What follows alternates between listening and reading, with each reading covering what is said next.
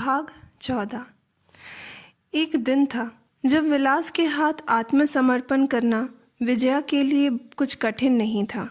लेकिन आज केवल विलास ही क्यों, इतनी बड़ी पृथ्वी के इतने करोड़ व्यक्तियों में से केवल एक व्यक्ति को छोड़कर और किसी को छूने तक की बात सोचकर उसका समूचा तन मन घृणा और लज्जा से भर आता है।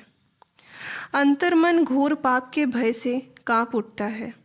यही सोचती हुई रासबिहारी के निमंत्रण के बाद पालकी में बैठे बैठे अनेक पहलुओं की बड़ी बारीकी से आलोचना करती हुई घर आ रही थी। उसके संबंध में पिता की वास्तविक इच्छा क्या है, यह जानने का अवसर उसे नहीं मिला, किंतु उनकी मृत्यु के बाद भविष्य की जीवन धारा विलास बिहारी के साथ ही मिलकर बहेगी, यह निश्चित हो गया था। इस संभावना की कल्पना भी कभी पैदा नहीं हुई कि इसमें किसी प्रकार की बाधा पड़ सकती है।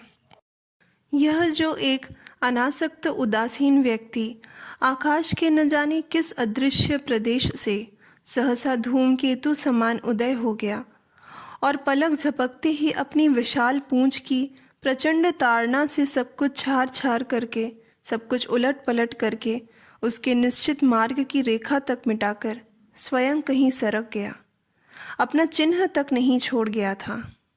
वह सत्य था या स्वप्न? विजया अपनी समस्त आत्मा को जगाकर आज यही सोच रही थी। यदि वह स्वप्न था तो उसका मोह किस तरह कितने दिनों में समाप्त होगा, और यदि सत्य था तो जीवन में किस प्रकार सार्थक होगा। घर आकर वह बिस्तर पर लेट गई, लेकिन नींद उसके जलते हुए मस्तक के पास भी नहीं फटकी। आज तो आशंका उसके मन में बार बार उठने लगी। वह ये कि जो चिंता कुछ दिनों से उसे रात दिन व्याकुल कर रही थी, उसमें कुछ सत्य भी है या वह केवल आकाश कुसुमों की माला है। इस जटिल समस्या की गांठ कौन खोलेगा? माँ नहीं है, पिता भी परलोक में है, भाई बहन तो थे ही नहीं, अपना कहने को रासबिहारी के अतिरिक्त और कोई नहीं है। वह ही उसके बंधु मित्र और अभिभावक हैं। आज उसके सामने यह बात पानी के समान स्वच्छ हो गई कि उन्होंने कौन सा शुभ उद्देश्य सिद्ध करने के लिए इतनी जल्दी करके उसे उसके बचपन से परिचित कलकत्ता के समाज से दूर इस देश में लाकर डाल दिया है। पानी की उस स्वच्छता के भीतर जितनी दूर तक उनकी नज़र गई है, सब कुछ स्पष्ट होकर दिखाई देने लगा। विदेश जाने के लिए नरेंद्र को बिना मांगे सहायता देना, अपने घर प्रतिभोज का आयोजन, संभावित मेहमानों के सामने विवाह का प्रस्ताव, लजीला मौन, सहमति मानकर उसका प्रचार। इस प्रकार हर ओर से बांध लेने की बूढ़े की इन कोशिशों की कोई भी बात छिपी न रह सकी। लेकिन रहस्यपूर्ण बात यह है कि रासबिहारी के काम में जोर ज़बरदस्ती कहीं दिखाई नहीं देती। विनम्रता और स्नेह भरी कल्याण कामना की आर लेकर पल पल ठेल ठेल का उसका दुर्निवास शासन जाल की ओर बढ़ाए चला जा रहा है। इस बात का अनुभव करने के साथ ही उसे अपनी असहाय अवस्था का चित्र भी स्पष्ट दिखाई दिया। वह आतंक से कांप उठी, सारी रात सो न सकी और अपने स्वर्गवासी पिता को बार बार पुकार कर और रो रो कर कहने लगी, बापू, तुम इन लोगों को पहचानते थे, तब मुझे इनके हाथों में क्यों सौंप गए? एक समय उसने स्वयं ही विलास को पसंद किया था। उसके साथ ही मिलकर पिता की इच्छा के विरुद्ध नरेंद्र के सर्वनाश की कामना की थी। यह कामना ही आज उसकी समस्त हित इच्छाओं को पराजित करके विजय प्राप्त कर रही है। यह सोचकर उसका हृदय फटने लगा। दूसरे दिन परेश की माँ की पुकार से जब विजया की नींद खुली, काफ़ी दिन चढ़ आया था। उठते ही सुना बाहरी कमरा निमंत्रित व्यक्तियों से भर गया है। केवल वही नहीं है। इस भूल को सुधारने के लिए क्या जल्दी करती। सारे दिन के उत्सव के हंगामे को याद करके खींच उठी। शीतकाल के प्रभातकालीन सूर्य की किरणें बगीचे के आम के वृक्षों की शिखाओं पर बिखर गई थी। उनके पत्तों की फांकों में से सामने के मैदान से होकर खेलते कूदते और गायों की चरने के लिए जाते हुए ग्वाल बाल दिखाई दे रहे थे। जब से वह देश आई है तब से इस दृश्य को देखते देखते मन कभी नहीं भरा। अनेक बार आवश्यक काम टाल कर भी वह बहुत देर बाद टकटकी लगाए इस दृश्य को देखती रही है। आज वह सोच ही नहीं सकी कि इसमें कौन सी मधुरिमा थी। तभी उसने देखा कालीपद एक डग में 3-3 सीढ़ियां पार करता हुआ ऊपर आ रहा है। विजया को देखते ही बोला, माँ जी जल्दी कीजिए, छोटे बाबू बुरी तरह नाराज़ हो रहे हैं। आज कहीं इतनी देर करनी चाहिए। आग की चिंगारी बारूद में ढेर में पकड़कर जैसा विस्फोटक होता है, कालीपद की सूचना ने विजय के तन मन में ठीक वैसा ही विस्फोट जगा दिया। उसे लगा जैसे पैरों के तलवों से लेकर बालों के छोर तक एक ही पल में प्रचंड ज्वाला धधक उठी हो, लेकिन कुछ कह न सकी। स्फटिक का टुकड़ा दोपहर के सूर्यों की किरणों से जिस प्रकार ज्वलंत तेज फैलाता है, उसी प्रकार उसकी दोनों जलती आंखों से ही वैसा ही असहनीय आग बरसने लगी। उन आंखों को देखते ही कालीपद कांप उठा। वह कुछ कहना चाहता था कि विजया ने कहा, तुम नीचे आ जाओ कालीपद। विजया जानती थी इस मकान में छोटे बाबू का अर्थ विलास बिहारी और बड़े बाबू का अर्थ रास बिहारी है।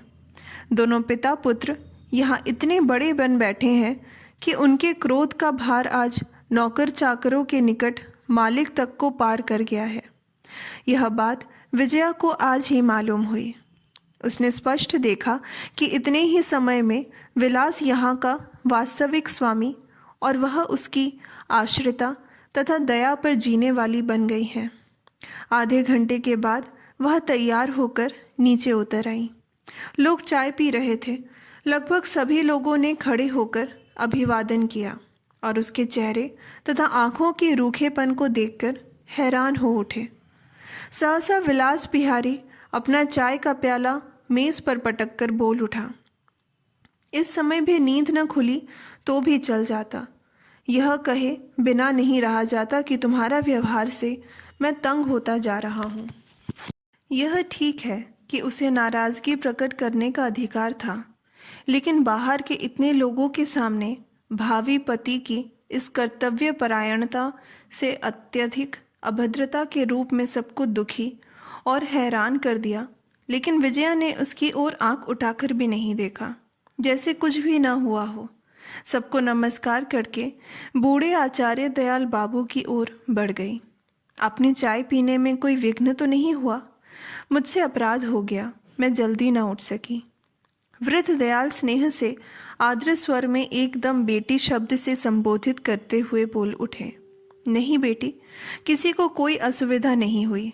विलास बाबू और रास बिहारी बाबू ने कहीं कोई कमी नहीं होने दी। लेकिन तुम स्वस्थ दिखाई नहीं दे रही, तबीयत तो खराब नहीं हो गई? यह हमेशा कलकत्ता में नहीं रहते, इसलिए विजया पहले से उन्हें नहीं पहचानती थी। कल भी उसने उन्हें अच्छी तरह नहीं देखा था, लेकिन आज कमरे में पैर पड़ते ही उस वृद्ध की शांत सौम्य मूर्ति ने मानो बिल्कुल अपने आदमी की तरह उसे आकर्षित कर लिया। वह उनके पास जा खड़ी हुई। उसे न जाने क्यों उनकी आवाज़ में पिता की आवाज़ का प्रतिध्वनि सुनाई दी। दयाल एक कोंच पर बैठे थे। बगल में और थोड़ी सी जगह थी। उसी ओर इशारा करके बोले, खड़ी क्यों हो बेटी, यहाँ बैठो, तबीयत तो खराब नहीं हो गई? विजया बैठ गई। उत्तर न देकर दूसरी ओर देखने लगी। आंसुओं का रोकना पल पल कठिन होता जा रहा था। वृद्ध ने फिर वही प्रश्न किया। उत्तर में विजया ने सिर हिलाकर ना कह दी। रूंधे गले का यह संक्षिप्त उत्तर वृद्ध से छिपा नहीं रहा। क्षण भर के लिए चुप रहकर मामला समझकर मन ही मन कुछ हंसे।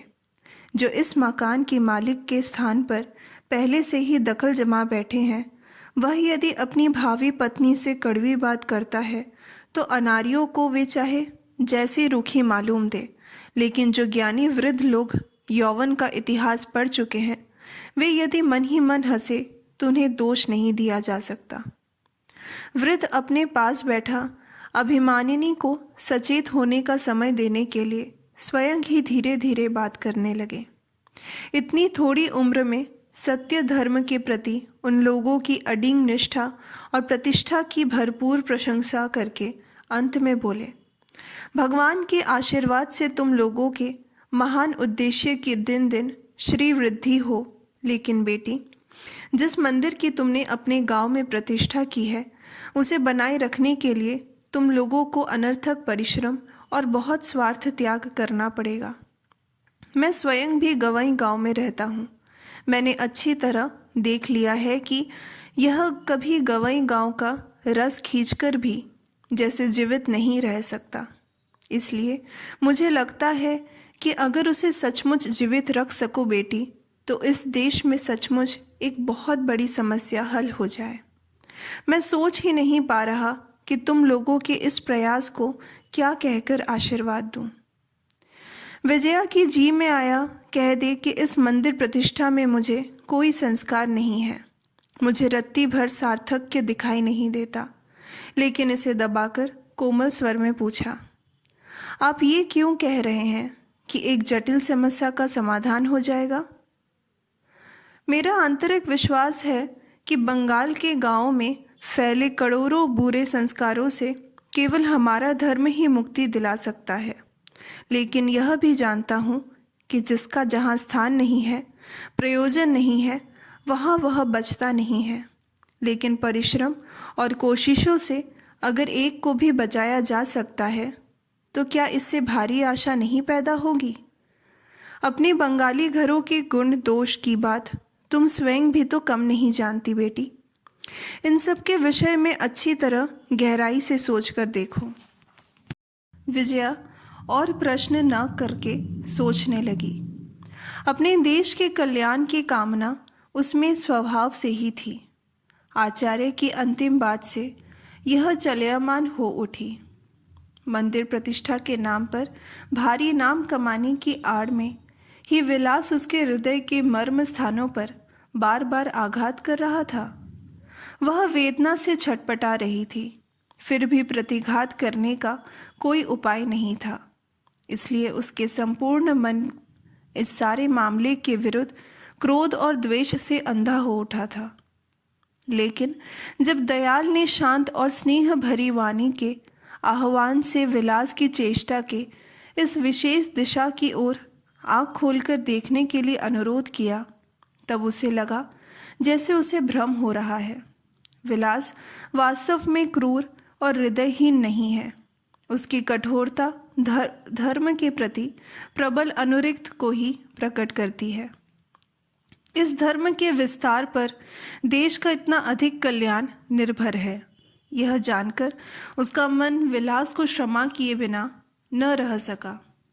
मन ही मन कहने लगी, संसार में जो लोग बड़े काम करने के लिए आते हैं, उनका व्यवहार हम जैसे सामान्य लोगों के साथ भले ही पूर्ण रूपेण न मिले, उन्हें दोष देना अनुचित है, बल्कि अन्याय है। और अन्याय को न्याय समझकर मैं किसी तरह आश्रय न दे सकूंगी। फिर एक एक कर लोग उठने लगे। विजया भी उठकर खड़ी हो गई। रासबिहारी ने लड़की को अलग बुलाकर कुछ कहा। लड़का जैसे इस अवसर की प्रतीक्षा ही कर रहा था। विजया के पास आकर बोला, तुम्हारी तबीयत क्या आज सुबह से अच्छी नहीं है विजया? आधे घंटे पहले इस प्रश्न की उपेक्षा करके कुछ भी कह देती, लेकिन इस समय सहज स्वर में बोली, नहीं, अच्छी ही हूँ। रात को नींद नहीं आई, इसलिए शायद कुछ अस्वस्थ दिखाई दे रही हूँ। विलास का चेहरा खुशी से चमक उठा। अपने स्वाभाविक कर्कश स्वर को नर्म बनाकर बोला, तो फिर अब तुम धूप में ना निकलना। जल्दी ही नहा धोकर भोजन करके थोड़ी देर सो लेने की कोशिश करना। ऋतु परिवर्तन का समय अच्छा नहीं होता, कहीं तबीयत खराब ना हो जाए। यह कहकर और चेहरे से उत्कंठा व्यक्त करके ऐसा लगा जैसे अपने व्यवहार के लिए क्षमा मांगने जा रहा है, लेकिन यह बात उसके स्वभाव में थी ही नहीं। इसलिए और कुछ न कहकर मेहमानों के साथ बाहर निकल गया। जितनी दूर दिखाई पड़ा विजया उसकी ओर देखती रही, फिर एक लंबी सांस लेकर धीरे धीरे ऊपर कमरे में चली गई। कुछ समय से जो पीड़ा उसे हर समय व्याकुल किए रहती थी उसका कहीं पता ही न था। शाम को मंदिर की प्रतिष्ठा रीति अनुसार संपन्न हो गई। भीतर के एक विशिष्ट स्थान में 2 अच्छी कुर्सियां पास पास रखी गई थी। उनमें से एक पर अब विजया को बड़े समारोह सहित बैठाया गया। तब बराबर वाली कुर्सी किसके द्वारा भरी जाने की प्रतीक्षा कर रही है, यह समझने में देर नहीं लगी। पल भर के लिए विजया के मन में आग जल उठी, लेकिन जब विलास उसी कुर्सी पर आ बैठा तो उसे शांत होने में अधिक समय नहीं लगा।